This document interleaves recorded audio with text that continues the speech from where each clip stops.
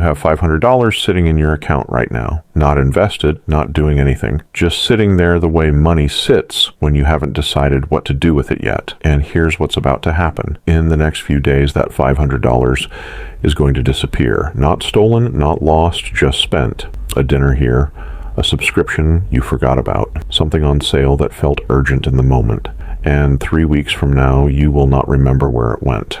That is what happens to $500 when it doesn't have a job. But there's a different version of this story, and the difference between that version and the one you're currently living is not talent, not income, not luck. It's one decision made once and then automated so you never have to make it again. I'm Dantic. I spend an uncomfortable amount of time thinking about money, compounding, and why most people understand investing in theory but never actually start. If that sounds familiar, subscribe and stay with me, because this video is going to show you exactly what $500 a month actually becomes, not in a motivational poster way.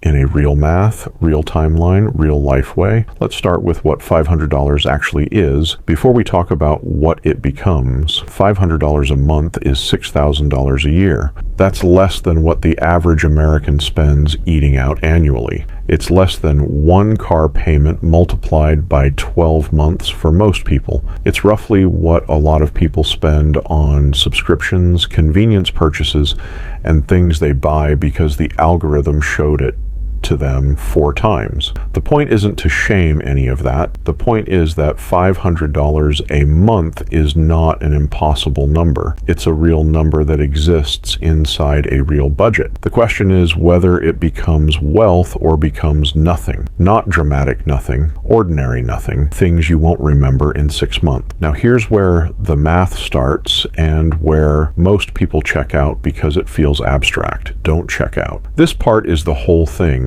You invest $500 a month starting today. You put it into a simple low-cost index fund that tracks the S&P 500. You don't pick stocks. You don't time the market. You set an automatic transfer and you leave it alone. Historically, the S&P 500 has returned roughly 10% annually before inflation, about 7% after. We're going to use 7% because being honest matters more than making the numbers look exciting. Year 1, you've put in $6,000. The account shows around $6,400. The market added a few $100s. Nothing dramatic. This is the part where most people think it's not working and stop. It is working. You just can't see it yet. The engine is on. You just haven't gone anywhere yet. Year 3. The account holds just over $21,000. You've contributed $18,000 of your own money. The market has added $3,000 on top. Still doesn't feel like a revolution. But here's what's happening underneath that number. The $6,400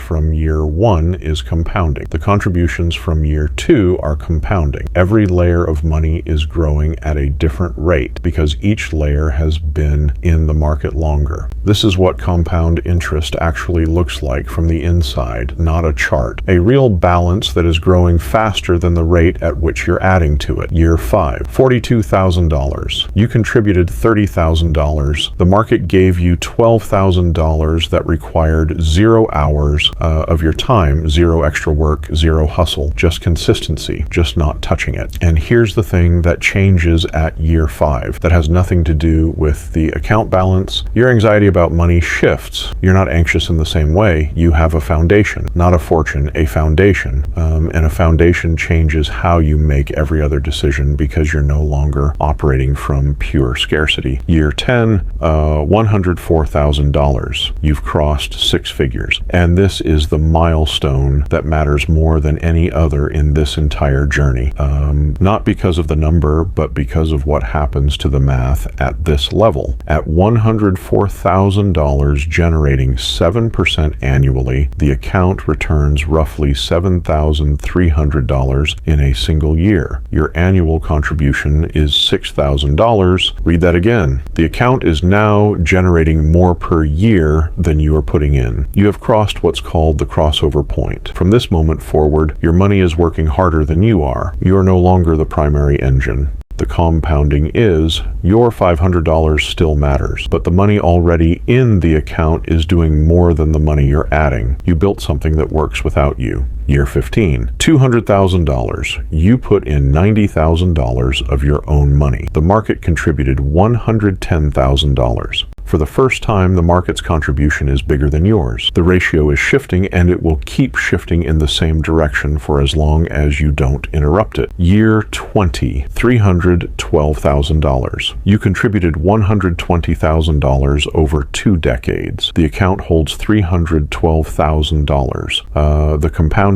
added $192,000 to your net worth without a single additional decision. In an average year now, the account generates over $21,000 in returns. That is more than many Americans earn working 6 months at a full-time job. And it's coming from a balance sitting quietly in an index fund, attracting no attention, requiring no maintenance. Year 30, $567,000, just under $600,000, produced by one decision made once, automated and sustained without drama for 30 years. You contributed $180,000. The market contributed $387,000. For every dollar you put in, the market returned $2.15 on top of it. That is not a sales pitch. That is arithmetic applied to historical average returns across a long enough time horizon that the compounding had room to run. Now I want you to notice something. The $500 never changed, same amount every month for 30 years. No complex strategy, no stock picking, no trying to predict what the economy was going to do, just one automated transfer and 30 years of leaving it alone. The people who built real wealth didn't do something different. They did something simple for a long time without stopping. Here's what most people do instead. They wait until they feel ready. They tell themselves they'll start when the market stabilizes, when they get the raise, when life slows down a little, and the market never stabilizes because that's not what markets do. The raise arrives and the lifestyle expands to consume it. Life does not slow down. It just changes shape. Cost of waiting is not visible. It doesn't show up as a bill. It accumulates silently in the distance between what you will have and what you could have had, and you will not see that distance clearly until it is too late to close it entirely. Waiting 1 year to start, just 1 year, costs you roughly $55,000 at the end of 30 years, not because you missed a contribution, because you missed a year of compounding on everything that followed. Time is the one input in this equation that you cannot buy more of. Here's what I want you to do. Before this video ends, not tomorrow, right now, open your banking app, set up an automatic transfer of $500 on the first of the month to an investment account. If you don't have one, it takes 11 minutes to open a Roth IRA on Fidelity or Schwab. Put it in a total market index fund. Set it to reinvest dividends automatically. Then close the app and don't look at it for 6 months. That's it. That's the entire strategy. Nothing proprietary, no secret. The secret, if there is one, is that you do it when the payoff is invisible and you keep doing it when the payoff is still small, and you do not stop when the market makes it uncomfortable. Because somewhere right now, a 25-year-old is looking at $500 in their account and about to make a decision they think is a $500 decision. It's not. It's a $387,000 decision. And the math does not care how they feel about it. It only requires one thing: start before you're ready. The 30 years will pass regardless. The only question is what's in the account when they do.